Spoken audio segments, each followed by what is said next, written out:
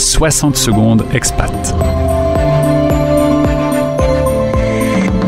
L'info de la mobilité internationale, présentée par Alix Boquet.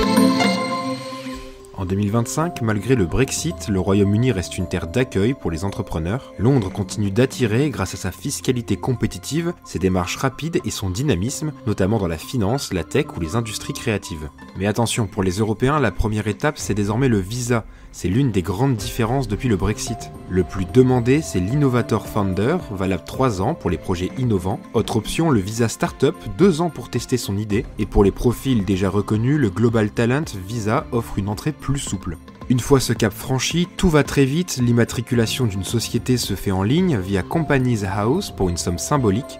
La forme d'entreprise la plus courante, c'est la Private Limited Company, l'équivalent de notre SARL, mais si vous êtes auto-entrepreneur, vous pouvez choisir d'autres statuts comme par exemple celui de sole trader. Côté fiscalité, le pays reste attractif, 19% d'impôts sur les bénéfices jusqu'à 50 000 livres, TVA seulement au-delà de 85 000 livres et des charges sociales plus légères qu'en France. Et pour ne pas se lancer seul, il existe un autre avantage, il y a de nombreux soutiens, Innovate UK, la British Business Bank ou encore la Chambre de commerce franco-britannique sont là pour vous accompagner. En clair, le Brexit a certes compliqué l'entrée, mais une fois le visa en poche, entreprendre au Royaume-Uni reste une vraie opportunité. Tous les podcasts concernant la mobilité internationale sur fdlm.fr. Également sur YouTube en cherchant Français dans le monde.